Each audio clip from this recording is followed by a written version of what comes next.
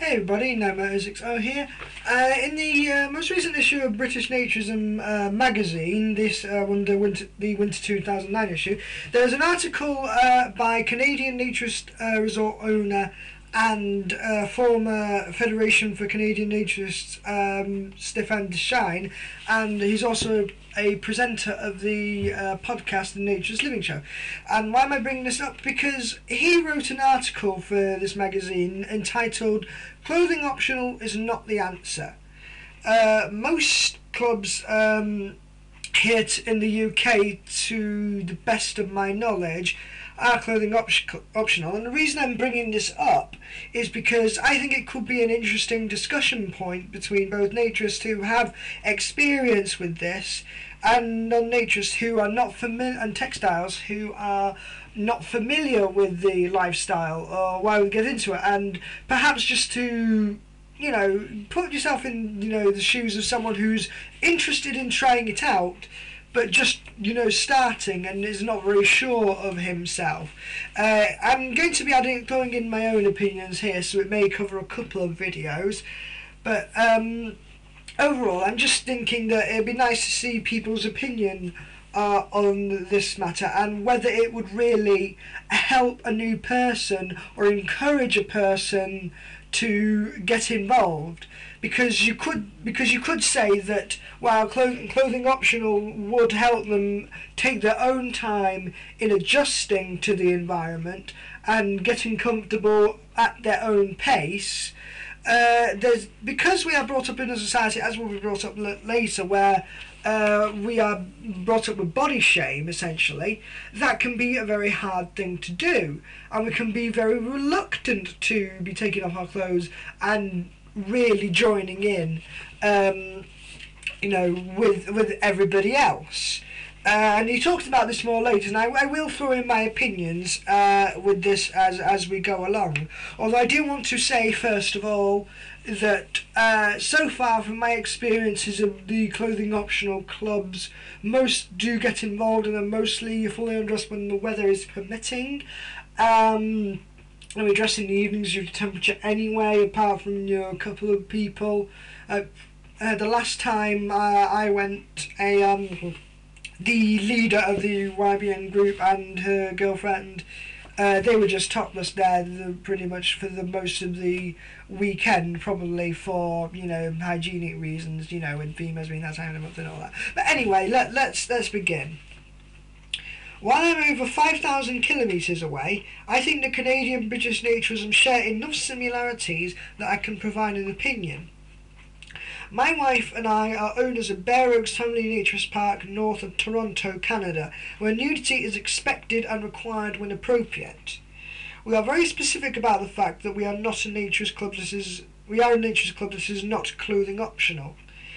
I am firmly convinced that Naturist Club cannot be both naturism and clothing optional at the same time.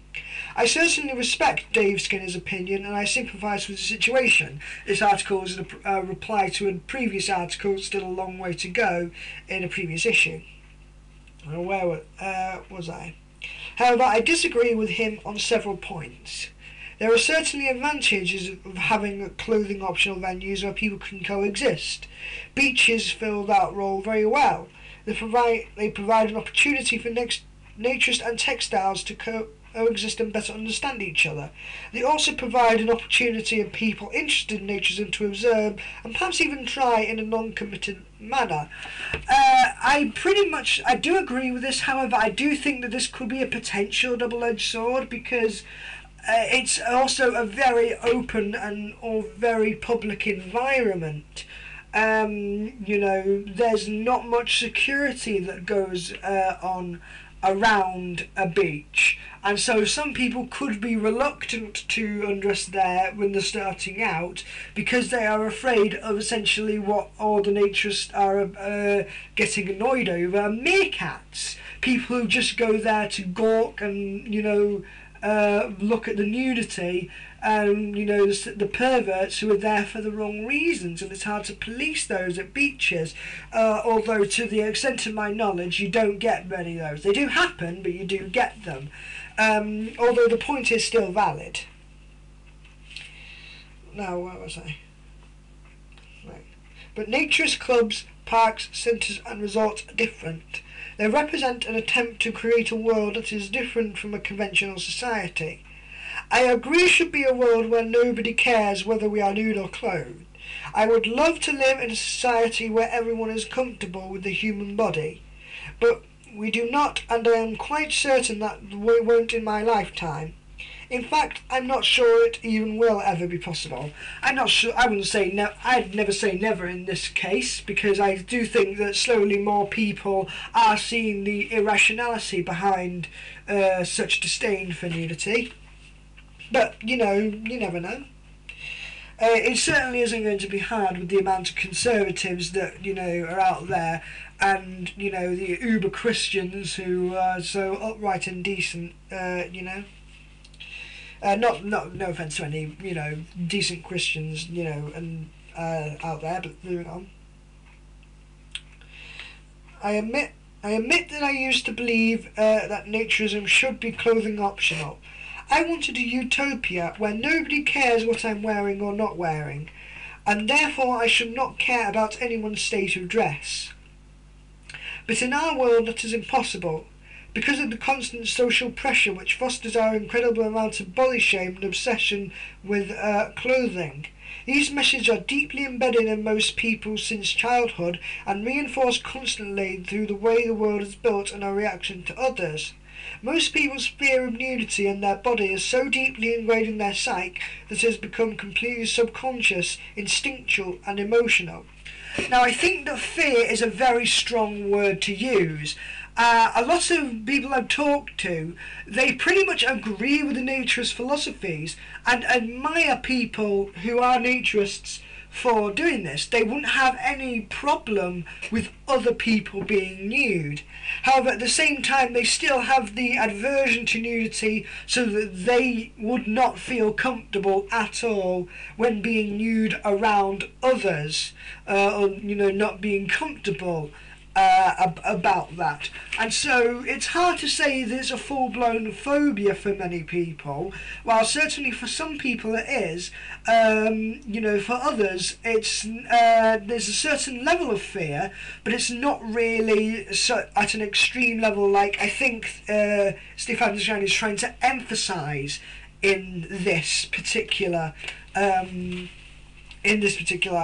article, although it's still the base concept that we are, reinforced as a society to be ashamed of ourselves and to fear our own bodies, that makes it hard for people to get involved. Right. Mr. Skinner uses golf analogy to illustrate his point. The problem with analogies is that they don't always fit perfectly. Golf is not a life philosophy. Naturism is about values, principles and ethics, or it once was and should be again. So I will use a different analogy. Would you bring your wife to a vegetarian restaurant and expect that she could order a steak? Of course not. This analogy I agree with, yes. If you are going to be going to a naturist resort, you're mainly going there to be nude around others than to share the life philosophy. It would be very difficult to have a passion that your wife does not share, but I will agree that naturism is a life philosophy and with many psychological and physical benefits. Those who are afraid of it are probably the ones who would benefit from it most. But for those who are unable to convince their spouse, there are many examples of interest not being shared. Sometimes spouses have separate interests and passions that they must practice independently. This is not a preference, but is certainly not my preference, but is certainly not unusual. I know that some clubs do not allow single males, but this is an entirely different discussion. At Bare Oaks Family Naturist Park, we will allow single men most of the time. I'll stop the video here and I shall continue in part 2.